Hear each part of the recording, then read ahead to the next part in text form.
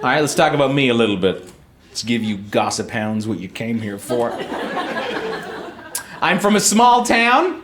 It is growing, but it is not a big town yet. It is in the middle. We are big enough that we just got ourselves a Dairy Queen. Yeah! But we are small enough that everyone planned their week around the opening. People were like, what are you doing on Friday? Don't even ask. You know exactly what I'm going to do on Friday. I'll see you at the DQ. We're big enough that crime is becoming an issue in my town, but we're small enough that nobody knows what to do about it. So we're just offering suggestions in the local paper. People are like, maybe if we put up more lights down the side streets, we could put up some cameras on Main Street, or we could do like a community gun share program.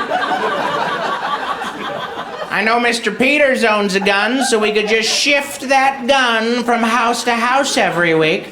Then if the criminal shows up, he doesn't know if you've got the gun that week or not. If that's a risk he wants to take, that's up to him. I'm a firm believer in this. I believe we should be taking money away from the police force and investing it into our communities at a grassroots level in order to stop the problems before they actually happen. And if you're from my town, you might say, Matt, we're already doing that. We got citizens on patrol.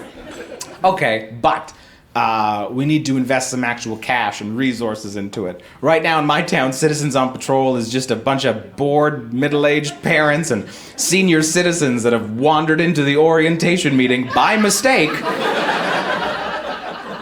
And they just cruise around town in their Dodge Grand Caravans, armed with a cell phone and judgment. They're not even trained in intervention or de-escalation. They just call the cops as soon as they see a teenager in a hoodie. That's their whole training. Beep, beep, beep, beep, beep, beep, beep, beep. That's 911 is a very long number in my town. You have to dial out several times. Pick up, pick up, pick up, pick up, pick up. Yes, hello, it's Susan. Yes, again. Listen, I'm looking at a teenager right now. I don't know. Murder, probably. Murder or needle drugs, maybe. I don't know. Maybe needle drugs first and then murder. Maybe murder first, then some needle drugs for dessert. I don't know what these sickos do. I just want you to get here and cuff them. That's all I really care about. Do you guys still say cuff them? I want you to cuff them so bad. I could cuff them. I got Mr. Peters' gun. You give me the word, I'll cuff them right now. Hang on 1 second. Kyle? Hang on 1 second, officer. Kyle, is that you? No, it's my nephew. Hang on. You're not supposed to be out this late. No, he doesn't do drugs. I don't know where you got that from. Run, Kyle!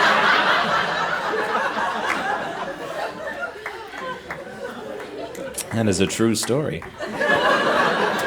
My wife and I didn't always live in a small town. We spent a couple years near Toronto. It's probably the vibe you're picking up on. You're looking at me right now like, this kid, he's seen some stuff. Yeah. I've seen Rush Hour you wouldn't believe. And here's how big of an optimist I am. I remember the first time I was caught in Toronto rush hour, this little prairie kid. I'm just sitting there like, it's gonna clear up right away! I remember looking in the car beside me and there was a woman driving while reading a book. It's at that point that I realized she knows something that I do not know. And there was no bookmark. She was gonna finish that book. People say, isn't there rush hour where you come from? No, there's not. The closest thing we have to rush hour on the prairies is if you drive towards a small town during the harvest. Because all the combines and tractors are just on the road for some reason. And they'll like pull over a little bit, but it's like, you're 40 feet wide, dude. That's helping nobody. And turn your blade off. You're making everyone nervous. What happened to Martha? She was harvested. No. She was so nice. She was so nice, but now she is delicious.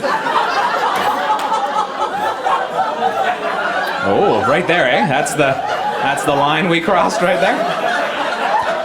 Really fictional Martha gets fictionally harvested in a fictional joke. That was too much. Man, I haven't even gotten to my edgy material yet. So wait till you hear my really controversial opinions. Like, I don't think dogs are people. It wasn't gonna be a joke, but it will be now. People always counter that with, my dog so is a person. He can tell when I'm sad and he licks my face. I'm like, what people lick your face? Might not be a good argument.